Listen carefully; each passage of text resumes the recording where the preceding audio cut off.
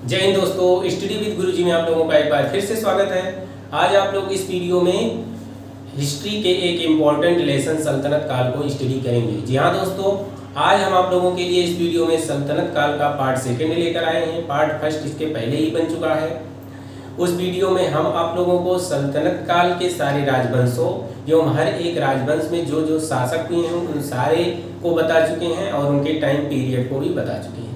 इस वीडियो में हम आप लोगों को सल्तनत काल के हर एक राजवंश में जो जो शासक हुए हैं और उन शासकों से संबंधित जो जो इम्पोर्टेंट घटनाएं घटी हैं जिनसे परीक्षा में क्वेश्चन पूछे जाते हैं उन सब को हम आज डिटेल में बताने वाले हैं।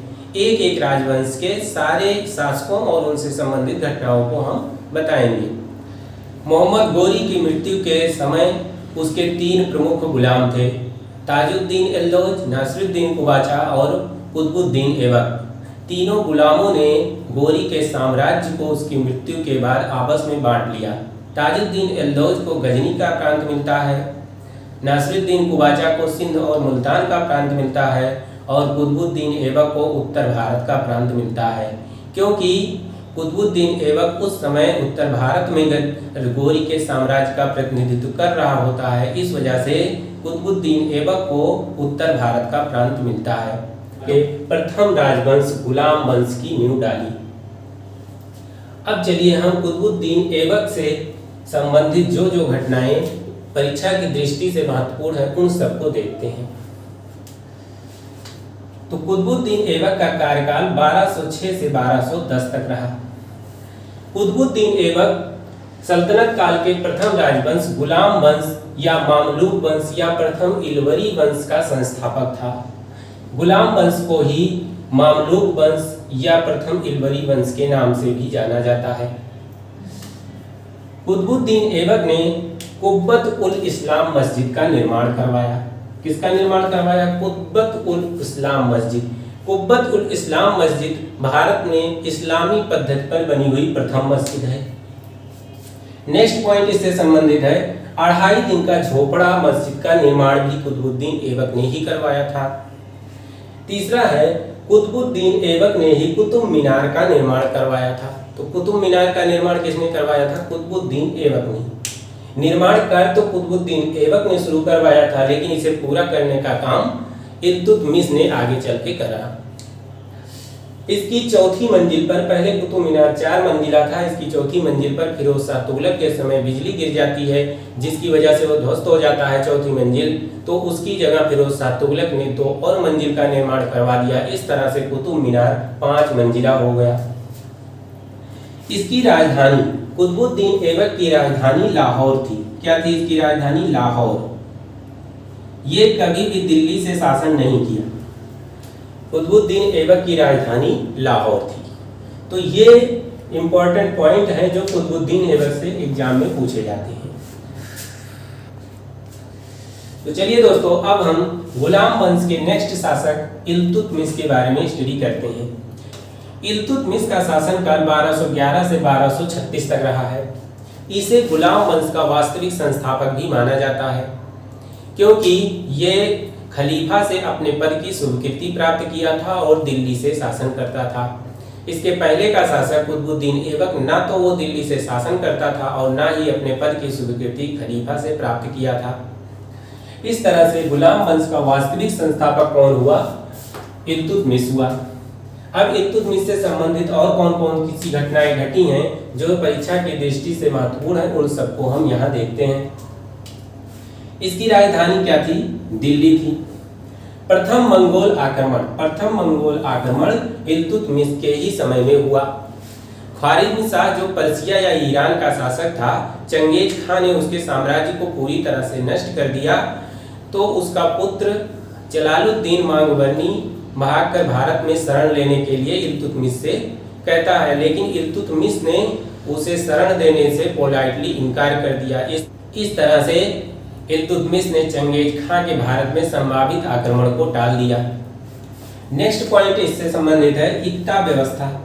इल्तुतमिश इक्ता व्यवस्था का जन्मदाता था। इल्तुतमिश इक्ता व्यवस्था का जन्मदाता था। इल्तुतमिश ने ही चांदी का प्रथम टंका भारत में शुरू किया। तो चांदी के टंके की शुरुआत किसने शुरू किया? तो इल्तुतमिश ने शुरू किया। नेक्स्ट है शुद्ध अरबी ढंग का सिक्का किसने शुरू किया? तो शुद्ध अरबी ढंग का सिक्का सर्वप्रथम इल्तुतमिश ने ही शुरू किया था। खलीफा का नाम अंकित करवाने का काम, सिक्कों पर खलीफा का नाम अंकित करवाने की शुरुआत जो है वो इल्तुतमिश ने ही किया था। तो इससे संबंधित कौन कौन से पॉइंट हो गए? गुलाम वंश का वास्तविक संस्थापक कौन था? इल्तुतमिश। इसकी कैपिटल, इसकी राजधानी क्या थी? दिल्ली थी। प्रथम मंगोल आक्रमण किसके समय में हुए? तो इल्तुतमिश के समय में हुए। इक्ता व्यवस्था का जन्मदाता कौन था? तो इल्तुतमिश था। चांदी का टंका सबसे पहले किसने शुरू किया? तो इल्तुतमिश ने शुरू किया। शुद्ध अरबी ढंग के सिक्के किसने चलवाए? तो सबसे पहले शुद्ध अरबी ढंग के सिक्के इल्तुतमिश ने ही चलवाए थे। खलीफा का नाम सिक्कों पर अंकित करवाने वाला प्रथम शासक कौन था? तो वो इल्तुतमिश ही था। इसके सिक्के जो है पश्चिमी देशों के सिक्कों के समान होते थे, ये भी क्वेश्चन आता है कभी कभी। तो चलिए दोस्तों, अब हम गुलाम वंश के नेक्स्ट शासक रजिया सुल्तान के बारे में देखते हैं। रजिया सुल्तान का शासनकाल 1236 से 1240 तक रहा है। ये सल्तनत काल की प्रथम महिला शासिका थी। तो क्या थी? ये सल्तनत काल की प्रथम महिला शासिका थी। इसके समय में अमीर ए आखूर पद पर, जो अस्तबल विभाग का प्रमुख था, इस पद पर मलिक जमालुद्दीन याकूत था। मलिक जमालुद्दीन याकूत रजिया सुल्तान को घोड़ों पर बैठते समय सहारा भी देता था। इस वजह से मलिक जमालुद्दीन याकूत का प्रेम संबंध भी रजिया सुल्तान से बताया जाता है। तो चलिए दोस्तों, अब हम गुलाम वंश के नेक्स्ट शासक गियासुद्दीन बलबन के बारे में स्टडी करते हैं। गियासुद्दीन बलबन, जिसका शासनकाल 1266 से 1286 तक रहा है, ये नासिरुद्दीन महमूद के समय सैन्य विभाग का प्रमुख था। ये अपनी पुत्री का विवाह नासिरुद्दीन महमूद से कर देता है और नासिरुद्दीन महमूद उसे उलूग खां की उपाधि से विभूषित करता है और अपने शासन की सारी जिम्मेदारी बलबन को सौंप देता है। धीरे धीरे बलबन अपनी शक्ति मजबूत करके नासिरुद्दीन महमूद को अबदस्त करके स्वयं सुल्तान बन बैठता है। तो चलिए अब हम देखते हैं गियासुद्दीन बलबन से संबंधित कुछ फैक्ट जो एग्जाम की दृष्टि से महत्वपूर्ण है। इसकी उपाधि क्या थी? इसकी उपाधि थी उलूग खां, जो इसे नासिरुद्दीन महमूद से मिली थी। दूसरी उपाधि थी जिल्ली इल्लाह, तीसरी थी नियाबत ए खुदाई। ये सारी उपाधियां बलबन की हैं। सबसे पहला राजत्व सिद्धांत बलबन ने ही दिया था। बलबन ने लौ एवं रक्त की नीति का पालन किया था। तो लौ और रक्त की नीति का पालन सबसे पहले किसने किया? तो बलबन ने किया। राजत्व सिद्धांत सबसे पहले किसने दिया? तो बलबन ने दिया। चालीसा को भंग कर दिया। चालीसा जो इल्तुतमिश के समय में निर्मित हुआ था, उसको इन्होंने भंग कर दिया। पहले बलबन भी चालीसा का ही अंग था, चालीसा में ही ये था, चालीसा का प्रमुख भी रह चुका था, लेकिन उनके प्रभाव को कम करने के लिए ये उसे पूरी तरह से भंग कर देता है। आरिज विभाग जो एक सैन्य विभाग था, इसकी शुरुआत जो है बलबन ने ही किया था। तो आरिज विभाग की शुरुआत सबसे पहले किसने किया था? तो बलबन ने किया था। और बलबन के समय आरिज विभाग का प्रमुख इमादुल मुल्क था। सिजदा एवं पैगोस जो गैर इस्लामी पद्धतियां थी, इसको शुरू करने का श्रेय गियासुद्दीन बलबन को ही जाता है। दरबार में अपने महत्व को बढ़ाने के लिए बलबन ने सिजदा एवं पैगोस दो गैर इस्लामी पद्धतियों की शुरुआत किया।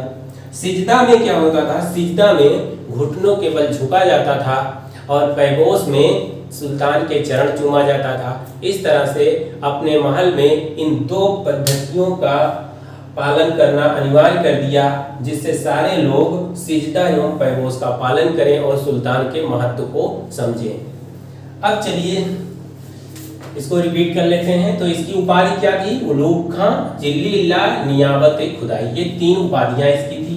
उलूग खां की उपाधि से किससे मिला था?